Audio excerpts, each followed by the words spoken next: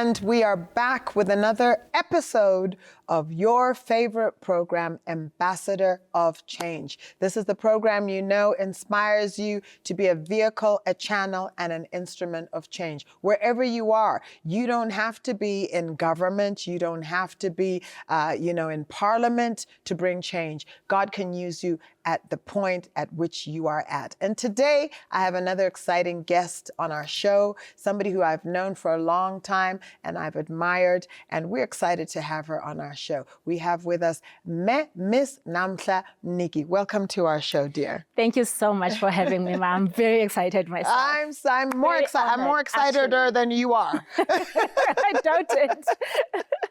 No, it's wonderful to have you. And, there's some issues that I really want us to deep dive, because I think there's some areas we're failing to crack as the church. But before we do that, I want the viewers to hear a little bit about who you are. Tell them a bit about who you are, your faith walk. And, I know you're what they call a PK, pastor's child. Yes. So let's hear a little bit about yourself, and then we go straight into the crux of it. Well, as you've said, my name is Namhla. I hail from the Eastern Cape, former Transkei. I'm of that generation. That grew up in the Bantustans, as it were. Yeah. And I was raised Christian. I mean, my father is the great Reverend David Mniki, who is a great apostolic father to this nation. Played a very important role during the prayers around apartheid and the liberation of this nation. So I think I'm privileged in that sense that I grew up with a real presence of the Lord around my home and around my family.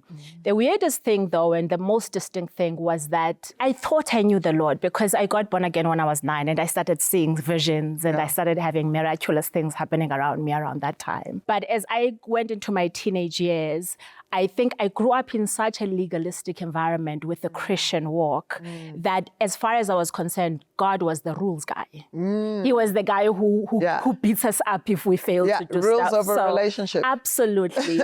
And so the teenagers in the 20s, I think, were very much about, I would be in what I thought was extreme holiness. And then completely messing up and then kind of fighting to come back, work your way back into righteousness. Fighting for righteousness. And I think the most distinct thing I think that has happened, and I'm so grateful to the Lord for this, in my 30s and my 40s particularly, has been the shift from understanding God as the legal guy to meeting my Abba. And to understanding sonship and what it means to be an heir of the kingdom. I think it didn't help that I grew up female in a fairly patriarchal environment, because those ideas around sonship and heir of the kingdom and so on were not naturally ideas that I could actually embrace until my father was actually quite instrumental in teaching all of us around what sonship meant and the fact that it had nothing to do with gender. Nothing to do with gender. And then I think the Lord began to draw me into the deep around what it really means to be his son. And one of my core scriptures is in Ephesians chapter 1, towards the end, that talks about the fullness of Christ. And even though I was fairly advanced and powerful in my career, I think there was a point at which a switch happened where I would ask myself the question, if I have the fullness of Christ in me, what is it that I cannot do? And I began to be desperate for the expression of the fullness of Christ everywhere, whether it is a boardroom, whether it is me thinking about a policy that I needed to develop, whether it was in an advisory role. But that whole idea around actually my work on the earth is to demonstrate the true fullness of Christ, which then becomes his glory. What I like to refer to as being a platform of expression for Christ and for his kingdom. And discovering that I'm not rejected and I don't have to perform for that, but I am received and welcome and celebrated as I do that. So it's been an amazing, indescribable journey for sure. That's amazing. Well, thank you for sharing that. Now, I want us to get to the nitty-gritty. One of the things that laments me is the church, I feel, not really understanding her role in the marketplace. Absolutely. And you are somebody who, the reason I invited you here is because you're doing incredible things in the marketplace, working in the office of the president. And God is using you mightily there. But let's talk about marketplace first. And what is your understanding and appreciation of the marketplace and the role that we should play as believers in the marketplace? I think that our role as Christians is particularly central in the marketplace. The way that we have to think about this, at least that helps me, is thinking about Christ and who he loves and what he loves. And that if his people, that is creation generally, finds expression in the marketplace to the organization of society, of trade, of health systems, of education. So the Old Testament talks about God's justice system. The New Testament expresses how much Christ was all about people and how they are organized, how they live. And I think that the word that talks about we must be the witnesses of Christ actually means we have to go and, what you said earlier, demonstrate an expression of who he is, both in terms of his loving kindness, but also in terms of his justice and his righteousness in the marketplace. What that means, if you truly, really receive who Christ is, it does mean that you can't be in a world where you feel like there's a separation between your faith and what you do in the world. There's no separation. Very good. You can't live in a world where you think you can be effective without bringing the principles of Christ in being effective. So I work a lot in the policy environment, and I am an economist, a development economist by training. And I've found literally at every turn that if I have to think about a system that is a solution, that's either going to fix a poverty problem or a solution that's going to fix, the exclusion of young people or women from the economy. The Bible becomes the starting point where I'm looking at what is God's own intelligence about what he wants to see happening and how the world must be defined. And then the expression of that, so the expression of that biblical principle finds itself applied in the work that I do, because what I am is an ambassador. It's an ambassador of Christ, it's an ambassador of change and transformation, and it's about also creating goodness and God's idea of shalom. Maybe the last thing I can say on this point is, if you go into the idea of shalom, shalom actually, according to scripture, means the fullness of things, full prosperity. So it's not the absence of war. It is the fullness of the expression of God and his goodness in the world, which essentially means, equality, which means prospering nations, which means education systems that work, etc. So that's what we are called to be. We are called to be effective in the marketplace. Yes, that's amazing. And, when you look at the story of Joseph, then you begin to understand that Joseph understood everything that you're saying around being in a system and changing systems and bringing alignment to those systems. And that's what it really means to be salt and to be light in those circumstances. Maybe can you share some ideas? You've talked about, your role in terms of developing policy, etc. Shed some more light in terms of how you see your specific role, your assignment in bringing change to the marketplace as a vehicle. So one of my key roles at the moment is being a technical lead, a technical advisor within the private office of the president. When I was brought in to drive his special projects around women's economic empowerment. But as God, how the Lord operates. Essentially, he inserted me in there as a secret weapon to address a whole lot of other things that were structural challenges for South Africa. And one of the things I know I'm mandated to do in the world is address the poverty crisis that we face, not just in South Africa, but across the continent. So it wasn't very long before I also headed that portfolio. And we developed an anti-poverty strategy that was then finalized just before the GNU came into place, as it were. I think that one of the things I have seen is the Lord taking me into the depths of what structural injustice looks like. And so if you think about the South African economy, for instance, very little of the South African economy is owned by South Africans, because many people may not know this, but every single one of our 17 industries is dominated by corporations, big business globally. And so you might be sitting and thinking, why is the South African economy not growing? But one of the reasons is because we have very little manufacturing capacity in South Africa.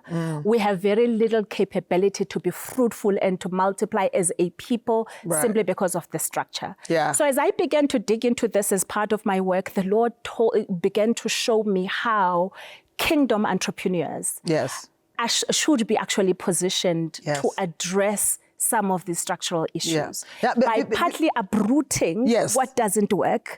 But more than uprooting, because all I'm hearing such entrepreneurs do and the church doing is complain about what's not working. And not bring an alternative. And not bringing solutions. But part of what's needed now is design solutions that are based on God's systems of justice and shalom so that they can actually create a new world and a new nation for us. Now, I want us to break down the aspect of structural injustice and what it means, because I know what it means, you know what it means, but sometimes we use lingo, which we assume everybody actually understands. So when we're talking about structural injustices, talk to us about what you mean, the systems that are in place that shut out other people from engaging. Maybe expand on that. It's basically deeply rooted systems of exclusion that make it impossible to gain entry into a particular ecosystem. Here we're talking about an economy as an example. So if you think about, the retail sector, let's take that as an example. Let's say you are producing carrots, like you are actually farming carrots, and then you take them off and you want to put them in a shelf of a supermarket, Spar, Checkers, Pick and Pay.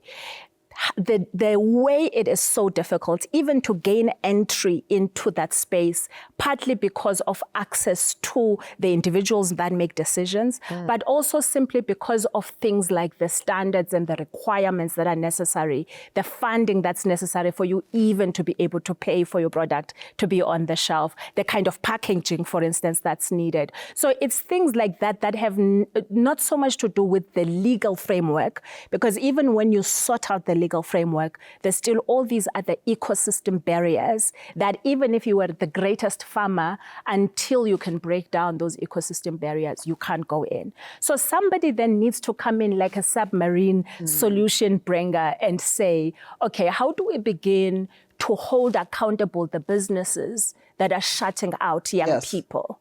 And you begin to basically dig at that and uproot that system. And the negotiations that need to happen with funding institutions to make sure that people can come on.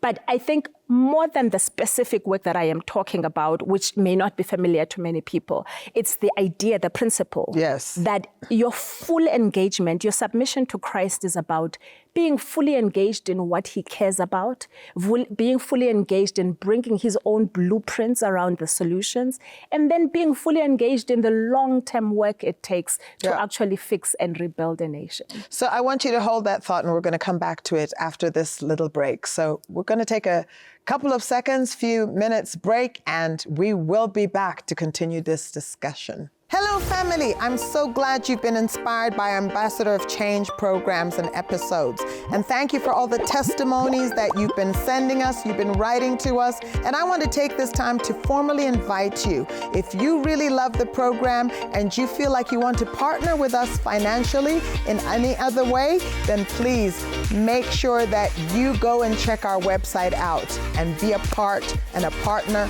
of what Ambassador of Change is doing. And let's take the gospel. Let's take it out to all the nations, and let's make sure that we are Ambassador of Change, we are salt, and we are light, we are provoked, and we are inspired. Let's do this together. We can do it. Welcome back, and I hope you're enjoying this conversation, very deep conversation. And when we left, we were talking about structural injustices, those systems, those structures that keep certain people, certain categories, certain groups of people out. Now, I'd love us to resume that conversation, but I want us maybe also to talk from the perspective of structural injustices against Africa. Now, I know both you and I, one of the things we have in common is our deep-rooted love and passion for Africa. And I firmly believe that this is Africa's prophetic moment in time. Let's have a conversation about some of the structural systems, injustices that have kept Africa out of international trade.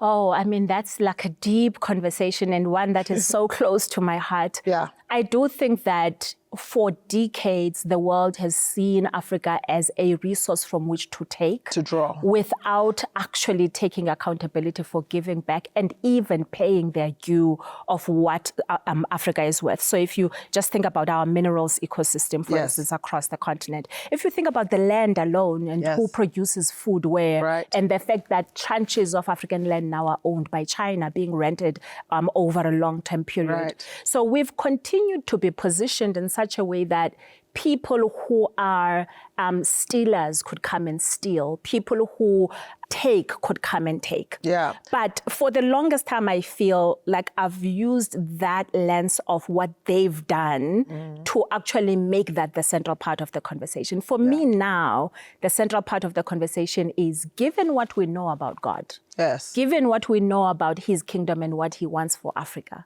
why is it that we have not shifted that ecosystem? Exactly. And that's an issue of us around how we get together to take responsibility, to think in different ways about what is possible for African trade systems. So the intra-Africa trade process, for instance, the AfCFTA, is a governmental effort to say, let's open up the borders and let's take advantage of 1.3 billion of the Africans and actually ensure that there are no longer borders between them. Let's make trade of goods and services easier and possible. But even in that space, kingdom entrepreneurs are actually not in the forefront. And I believe that this is the cry for the church to say, we should be leading, not just the conversations, but the creating of these new trade corridors. So some of the work that we've been talking about around leveraging SADC, bringing women into the SADC ecosystem, identifying what we can trade between each other, because that is God's prosperity system. Yes, and I know we had that conversation because that's part of the mandate of Global Forum for Women Entrepreneurs, actually doing that. But one of the things I think that one also has to look at is when you have systems like the Africa Free Trade Continental Agreement, but you still have people from Europe who are engaged in those conversations who still want to draw from Africa, then as fine as you have new structures, for as long as you have parties who do not have the best interests of the continent involved, it's going to be a train smash. And, you know, just to give other examples, you mentioned land, rightfully so. You've got issues around land, farming, you know, where African farmers have been shut out of international farming, and people from Europe have been preferred and been given subsidies.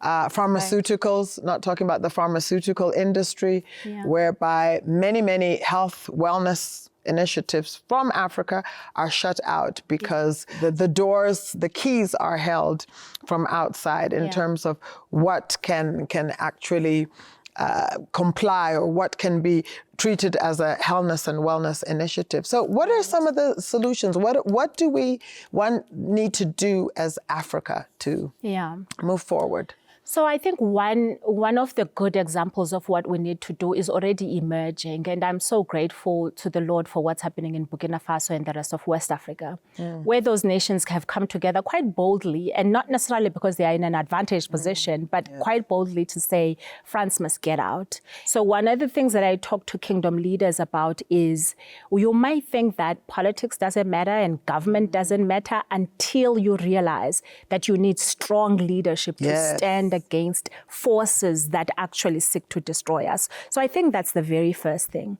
I think the second thing, and this is where I specialize, is design solutions, is actually thinking about how do you almost sabotage what the enemy wants to do for Africa in terms of the influx still of those individuals that have no interest for Africa's prosperity. One of the areas where that's big right now is AI, for instance, and big data, that many of the initiatives across the African continent are not created by Africans. The IP is not owned by Africa, and yet business of the future is actually going to be leveraging those systems. Instead, what they're looking at is using the data that comes from Africa as a way of accessing us as consumers. So then what we have to do is to think about how do we begin, because it's not that Africa doesn't have the intelligence to actually design these products, but we need to create the systems that allow those products to actually prosper, to be visible, and the investment that's necessary.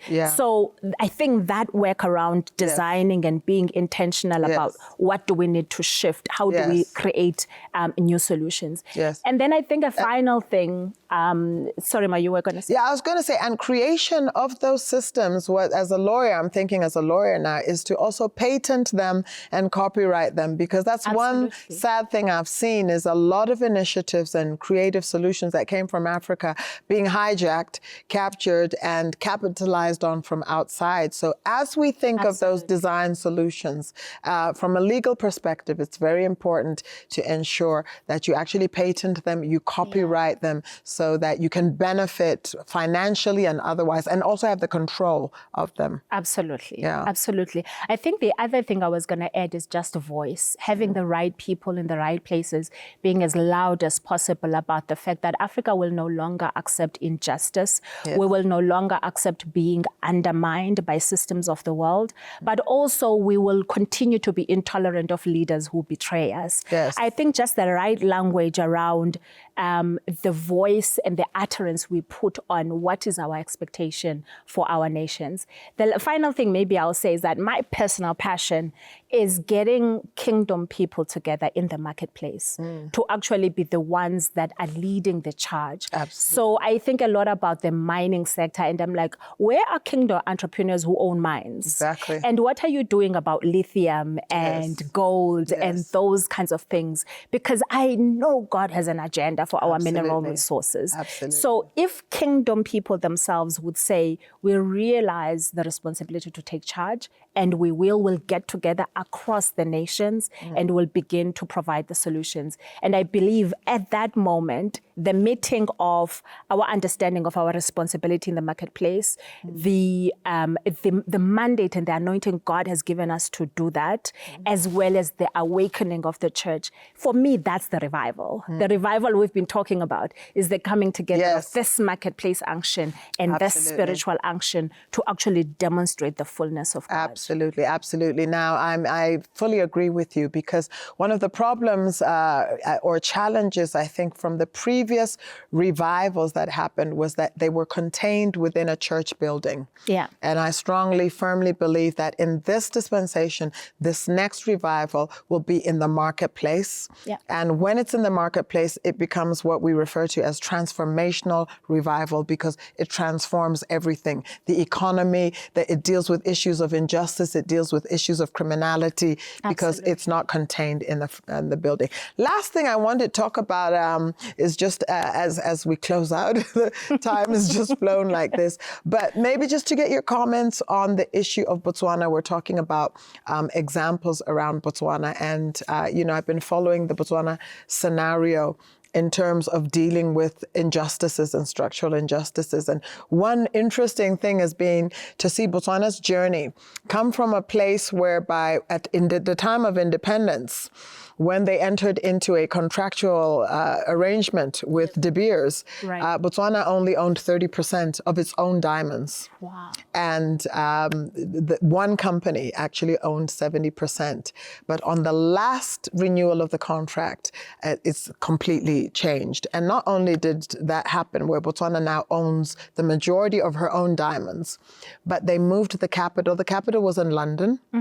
Botswana diamonds are in Gaborone, Botswana, or Orapa diamond mine, Johanning, but the capital is in London. Botswana shifted the capital and also brought in arrangements around control, beneficiation, to say the polishing must be done in Botswana, etc., because it was being done in Europe and all of that. So just your last few comments on that, Botswana taking accountability, responsibility, and owning the resources that come from the nation to make sure that that the citizens of the nation also benefit. Yeah. I think that Botswana is a shining example of exactly what we need. And when I think about strong leaders, and by the way, it just happens to be a kingdom leader, but yes, when we talk about... Advocate Duma Boko, we want to shout out to him, a Absolutely. very, very progressive believer, unashamed of his faith, with his wife, who's also a lawyer. So, yes.